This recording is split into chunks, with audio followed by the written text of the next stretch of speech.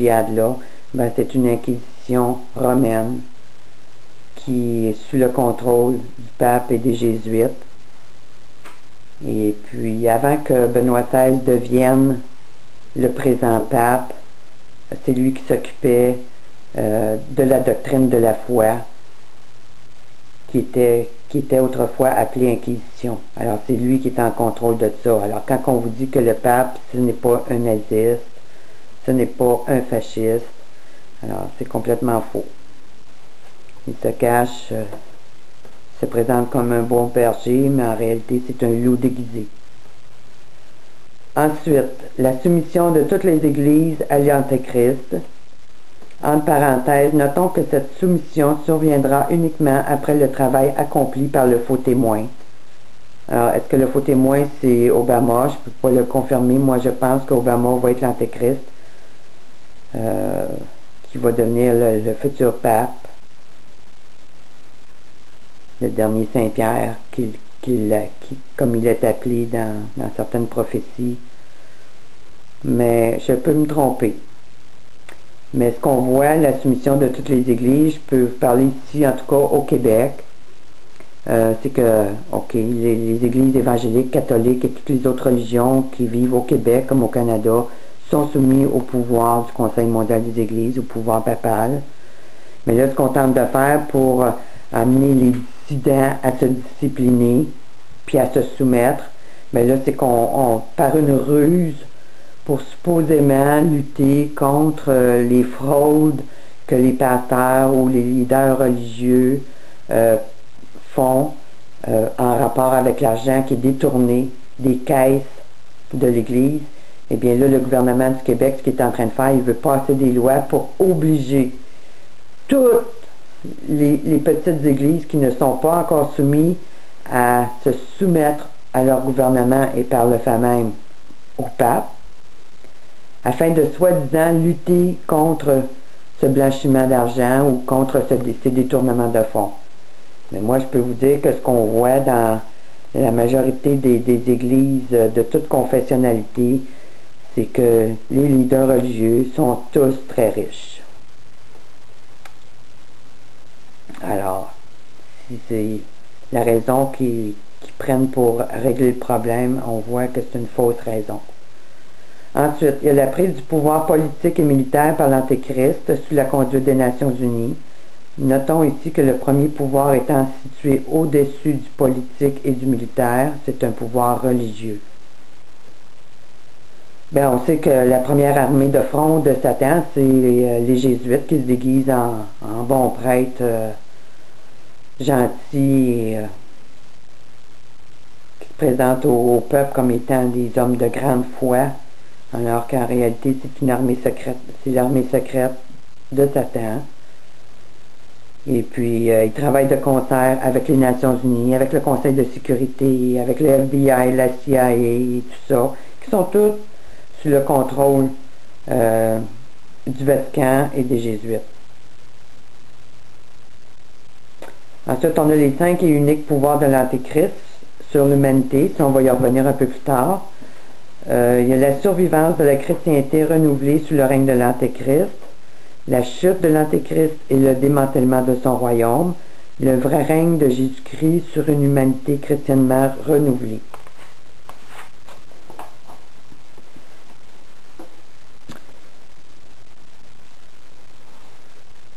Alors, je lis pas tout, là. Je fais juste lire les grandes lignes, les paragraphes les plus importants. Alors, pour ceux qui veulent le lire au complet, le document sera disponible sous la vidéo. Vous pourrez avoir le lien.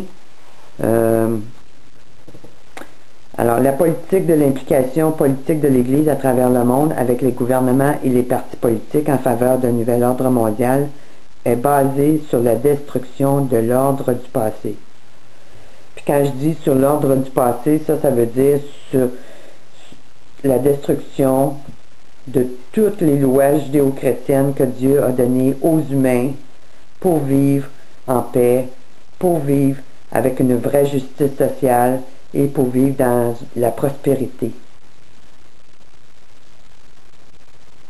Alors, il faut que ces toutes ces lois judéo-chrétiennes soient bannies complètement afin de mettre en place leur nouvel ordre mondial. Puis ils doivent détruire toutes les lois que Dieu a créées pour les remplacer par d'autres lois, qu'on appelle les lois antiterroristes, les lois cosmiques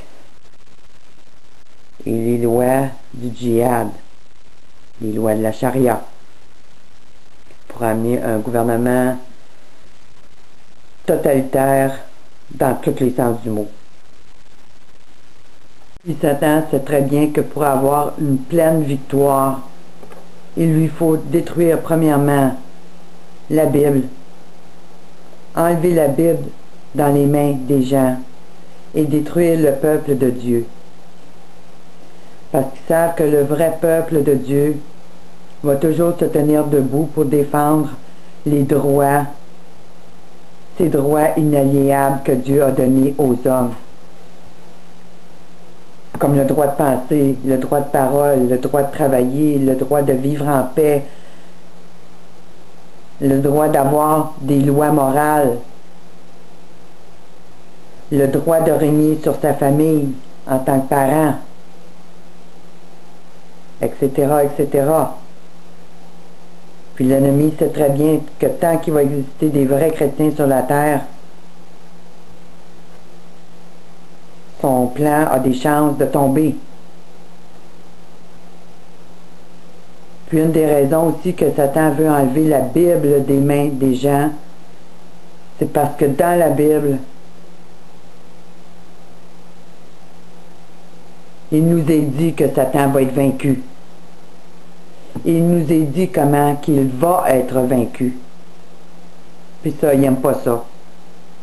Même s'il sait qu'il y en a juste pour un peu de temps et qu'il n'a pas la victoire. Son but à lui, son orgueil suprême, c'est d'avoir cette domination. Alors il va tout faire, qu'est-ce qu'il peut faire pour détruire la semence que Dieu a créée.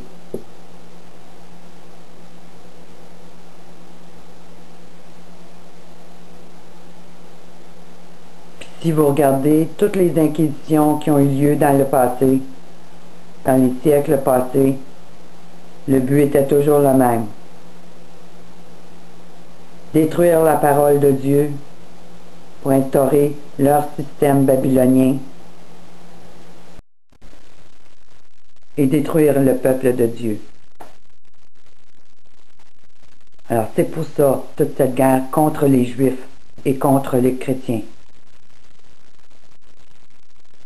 Puis si on regarde ce qui se met en place avec le djihad, puis les gouvernements, ben tout le monde est contre Israël. Tout le monde est contre les chrétiens.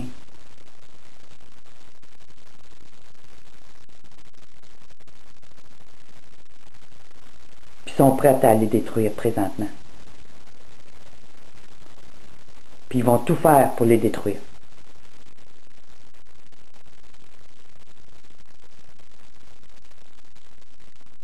Le plan qui prend place présentement n'est pas différent du plan d'Hitler. Quand on regarde comment Hitler a mis en place son programme, puis les autres systèmes babyloniens, ben c'est le même agenda. Le but est toujours le même, la destruction du peuple de Dieu. Parce qu'ils savent que c'est la seule manière qu'ils vont pouvoir avoir la victoire finale. Puis ça, Dieu ne leur accordera jamais. Parce que Dieu est souverain. Dieu est roi et maître de tout ce qu'il a créé. Et il ne donnera jamais sa gloire à aucun autre.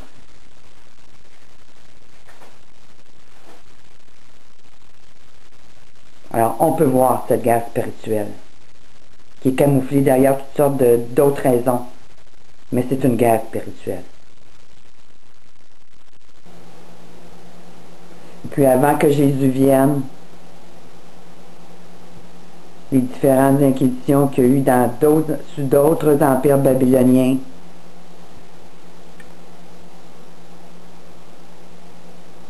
eh bien les anges déchus et leurs ennemis ont tout fait pour détruire la semence que Dieu a créée. Parce qu'ils ne voulaient pas que Jésus-Christ vienne au monde pour sauver l'humanité. Puis si vous regardez sous l'Empire romain,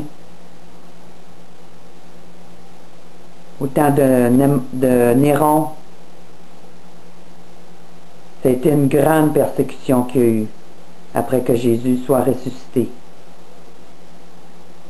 Une persécution qui a duré presque 300 ans, où les chrétiens ont vécu de manière misérable pendant ces 300 ans-là, en se cachant, en essayant de survivre du mieux qu'ils pouvaient, et ne comptant que sur le Seigneur pour les défendre. Plusieurs sont morts parce qu'ils sont restés debout, parce qu'ils savaient en qui ils croyaient.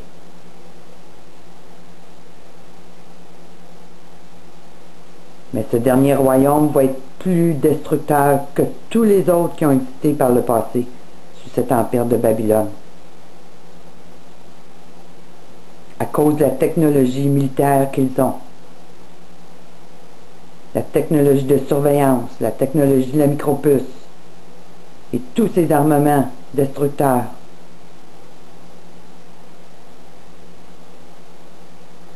Alors, si les gens ne voient pas ce qui se passe puis ce qui se met en place présentement sous nos yeux, ben, quand la Bible a dit ils sont voilés, ben c'est ça. Si vous ne vous repentez pas, à vous là, qui n'êtes pas sauvés, qui n'êtes pas venus au Seigneur Jésus, si vous ne vous repentez pas, eh bien vous allez rester voilés. Vous ne connaîtrez jamais la vérité. Dieu ne pourra jamais vous donner son Saint-Esprit afin que vous puissiez discerner les signes des temps, afin que vous puissiez comprendre en profondeur sa parole.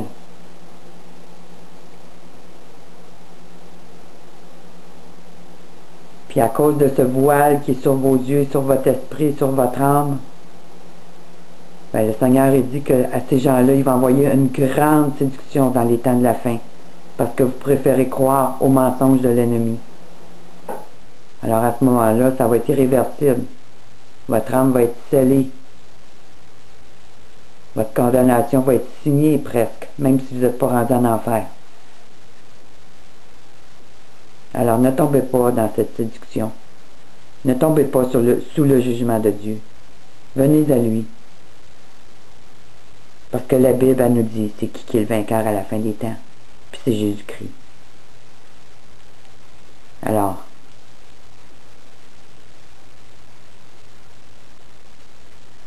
réveillez-vous.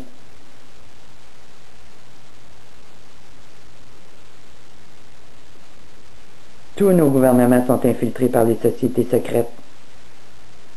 C'est eux autres qui contrôlent le monde. C'est eux autres qui sont en train de détruire tout notre système social, notre système économique, nos valeurs familiales.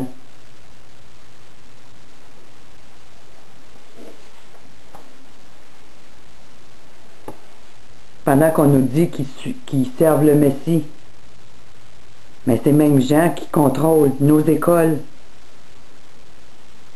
Pourquoi qu'ils enseignent des choses qui sont complètement contraires aux Écritures?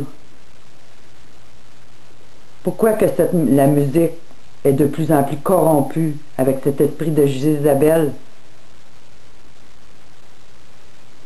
Pourquoi nos films sont de plus en plus pervers et remplis de démons? Pourquoi on voit de plus en plus d'annonces à la télévision avec les Néphilim puis les anges déchus? Encore ce soir, je regardais la télévision, il y avait une annonce qui nous montrait le dieu Neptune qui sortait de la mer dans une nouvelle annonce d'automobile. Alors, pourquoi aussi qu'ils sont en train de détruire tous nos droits de penser, de parler, que si on pense pas comme eux, on est des méchants, des criminels, des terroristes?